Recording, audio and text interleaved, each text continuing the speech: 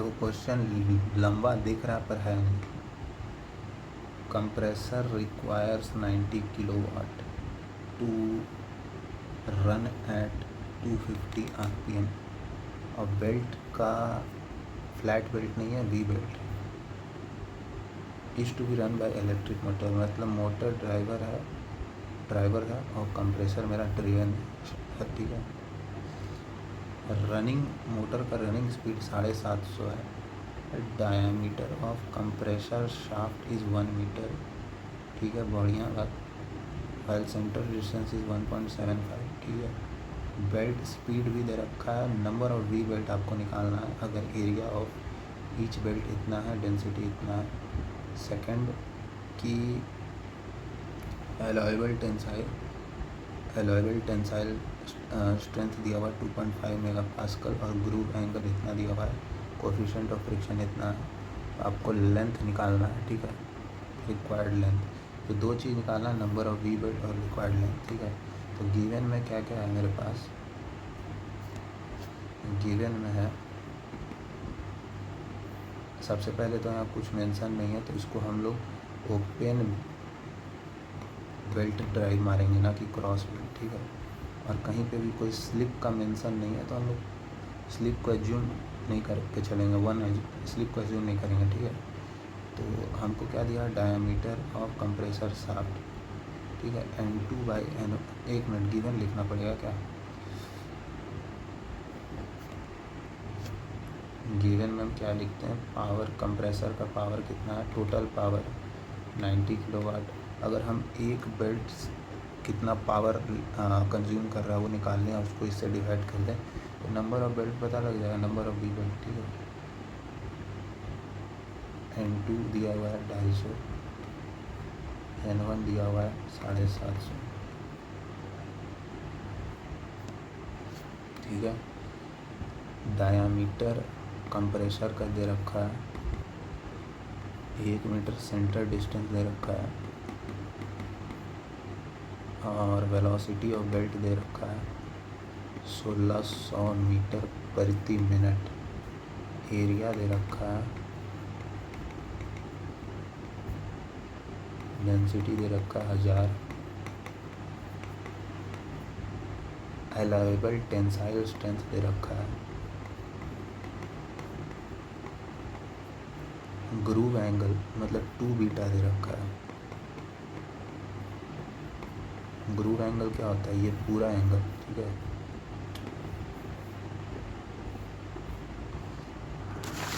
ये angle groove angle 2 beta, पर अपने को बीटा चाहिए, ठीक है। 17.5 न्यू दिया हुआ है 0.25। सबसे पहले तो हम लोग डायामीटर ऑफ मोटर निकाल लेते हैं, ठीक है। तो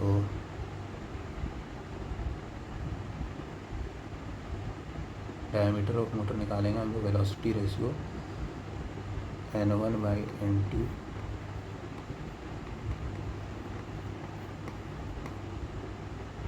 यहाँ से D1 आ जाएगा, D2 N2/N1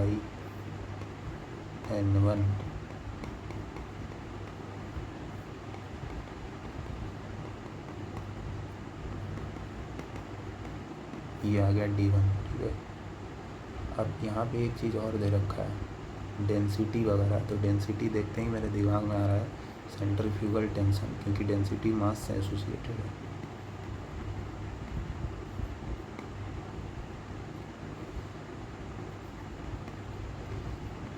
एरिया भी दे रखा है, डेंसिटी बराबर मास बाय वॉल्यूम। यहाँ से मास आ जाएगा डेंसिटी इंटू वॉल्यूम, मास पर यूनिट लेंथ आ जाएगा डेंसिटी इंटू एरिया।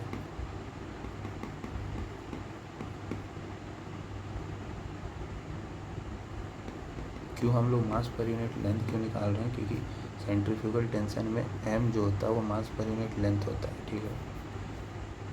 ये आ जाएगा, लेकिन हाँ एरिया mm में है, 1000 का स्क्वायर से डिवाइड करेंगे, mm स्क्वायर में है, ठीक है, मीटर में लाना है। ये हो जाएगा 0.375 kg पर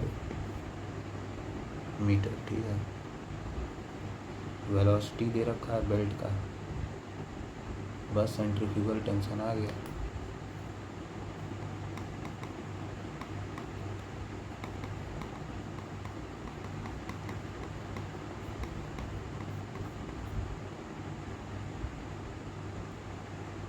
अच्छा हाँ, अलाउेबल टेंसाइल स्ट्रेंथ दिया हुआ है कितना है, तो इसके लिए टोटल टेंसाइल फोर्स, जैसे ये पुली है तो इस साइड T1 प्लस TC लगेगा, इस साइड कितना लगेगा T2 plus tensile, total tensile force T total T1 plus TC divided by area, तो sigma allowable into area is equals to T1 plus TC, ठीक है। तो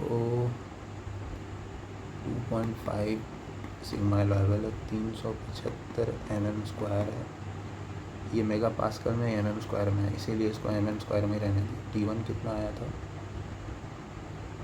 सॉरी T1 तो निकालना है, TC कितना आया था 200, इसको सॉल्व करने पे 267 आएगा न्यूटन, तो यहाँ से T1 आ जाएगा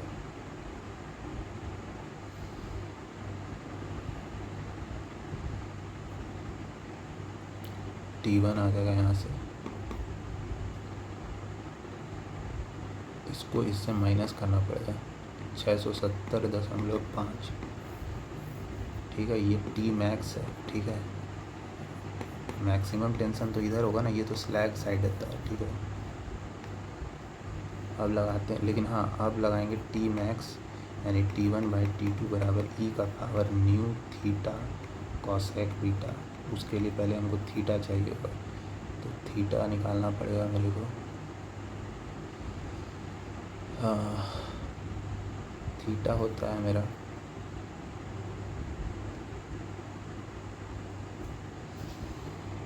थीटा कितना हो जाएगा मेरा, कंप्रेसर शाफ्ट का आउटपुट शाफ्ट का 180 माइनस 2 अल्फा, ठीक है।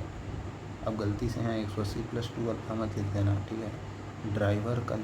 ड्रीवन मेंबर का लिखना है, ठीक है, ड्राइवर मोटर का नहीं लिख देना, ठीक है। तो थीटा यहाँ से आएगा 180, पहले अल्फ़ा तो निकाल लें, अल्फ़ा होगा sine inverse R2 minus R1/x, यहाँ से चूँकि R2 R1 नहीं पता, डायमीटर पता, रेडियस कैलकुलेट करेंगे, सेंटर डिस्टेंस पता, यहाँ से अल्फ़ा आ जाएगा 11.04, अब यहाँ पुट करेंगे तो थीटा कितना आएगा 180 माइनस 2 टाइम्स 11.04, ये हो जाएगा मेरा 157.92, लेकिन ये डिग्रीज में है, अपने को रेडियन में रखना पड़ता है यहाँ पे, तो थीटा 180/पाई रेडियंस होता है ना, 180 डिग्री बराबर पाई रेडियंस, तो 1 डिग्री बराबर पाई/180, ठीक है। इतना डिग्री बराबर इंटू पाई/180 इंटू 157, ठीक है। तो ये कितना आ जाएगा 2.75 रेडियंस, ठीक है। अब रखो इसमें T1/T2, T1 आ चुका है 670.5, T2 आ गया है, T2 निकालना है ताकि पावर ट्रांसमिशन निकाल सकें, per unit 0.25 into 2.75 into cosec beta, यहाँ से T2 आ जाएगा, T2 यहाँ से आ जाएगा 67.4। अब power transmission per unit belt, ठीक है, एक बेल्ट के थ्रू कितना पावर ट्रांसफ़र हो रहा है, तो T1 minus T2 into velocity of belt, ये आ जाएगा 670.5 माइनस 67.4 इंटू 1600/60 क्योंकि RPM में दे रखा था, ठीक है। ये कितना आ जाएगा 16,085 वाट यानी 16.08 किलोवाट, ठीक है। ये तो पावर ट्रांसमिशन पर है, पर यूनिट बेल्ट है, ठीक है। टोटल पावर हमको कितना दे रखा है, जो कंप्रेसर का है शायद 90 दिया हुआ था ना, 90, हाँ 90 दिया हुआ था, इनटू में n number of we belt, ठीक है, ऐसा करने पे मेरा कितना आएगा,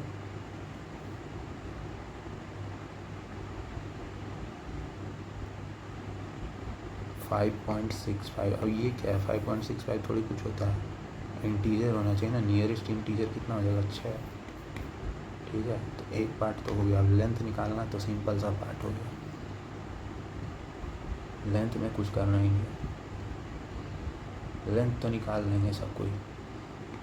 पाई टाइम्स R1 + R2 सब पता ही है। डायमीटर पता है, रेडियस निकाल लेंगे। 2 times centre distance plus R2 - R1/x का होल स्क्वायर, सॉरी पूरे का नहीं, सिर्फ इसका होल स्क्वायर। ठीक है, क्वेश्चन में कुछ नहीं दिया हुआ था तो ओपन बेल्ट ड्राइव मान के चले। ठीक है, लेंथ निकल जाएगा यहाँ से। तो ये था ये सवाल।